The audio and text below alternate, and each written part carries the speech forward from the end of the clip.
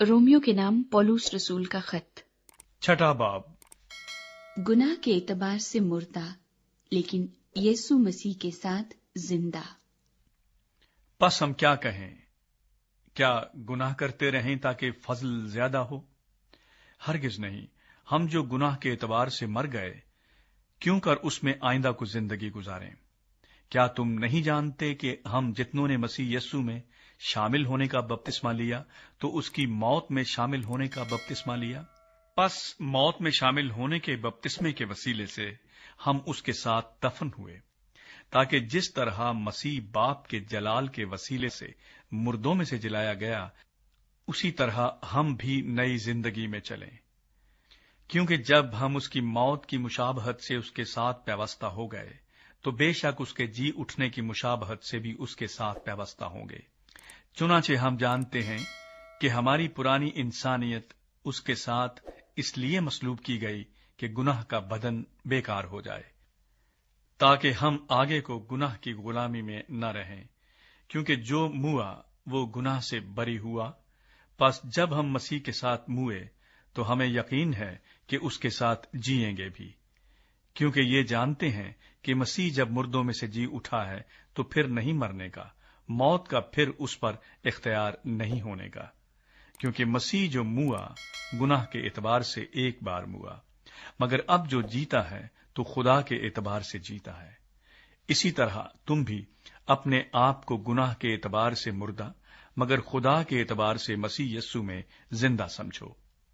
बस गुनाह तुम्हारे फानी बदन में बादशाही न करे कि तुम उसकी ख्वाहिशों के ताबे रहो, और अपने आज़ा नारास्ती के हथियार होने के लिए गुनाह के हवाले न किया करो, बल्कि अपने आप को मुर्दों में से जिंदा जानकर खुदा के हवाले करो, और अपने आज़ा रास्तबाजी के हथियार होने के लिए खुदा के हवाले करो, इसलिए कि गुनाह का तुम पर इख्तियार ना होगा, क्योंकि तुम शरीयत के मातहत नहीं बल्कि फजल के मातहत हो।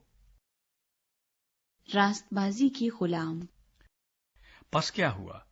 क्या हम इसलिए गुनाह करें कि शरीयत के मातहत नहीं बल्कि फजल के मातहत हैं? हरगिज नहीं। क्या तुम नहीं जानते कि जिसकी फर्मा बरदारी के लिए अपने आप को गुलामों की तरह हवाले कर देते हो, उसी के गुलाम हो, जिसके फर्मा बरदार हो। खा गुनाह के जिसका अंजाम मौत है, खा फर्मा बरदारी के जिसका अंजाम रास्तबाजी है। लेकिन खुदा का शुक्र है कि अगरचे तुम गुनाह के गुलाम थे, तो भी दिल से उस तालीम के फर्मा बरदार हो गए जिसके सांचे में तुम ढाले गए थे, और गुनाह से आजाद होकर रास्तबाजी के गुलाम हो गए। मैं तुम्हारी इंसानी कमजोरी के सबब से इंसानी तौर पर कहता हूं, जिस तरह तुमने अपने आज़ा बदकारी करने के लिए नापाकी और बदकारी की गुलामी के हवाले किए थे, उसी तरह अब अपने आज़ा पाक होने के लिए रास्तबाजी की गुलामी के हवाले कर दो। क्योंकि जब तुम गुनाह के गुलाम थे, तो रास्तबाजी के एतबार से आजाद थे। बस जिन बातों से तुम अब शर्मिंदा हो, उनसे तुम उस वक्त क्या फल पाते थे? क्योंकि उनका अंजाम तो मौत है। मगर अब गुनाह से आजाद और खुदा के गुलाम होकर तुमको अपना फल मिला, जिससे पाकीज़गी हासिल होती है, और इसका अंजाम हमेशा की जिंदगी है। क्योंकि गुनाह की मजदूरी मौत है, मगर खुदा की बख्शिश हमारे खुदावंद मसीह यस्सु में हमेशा की जिंदगी है।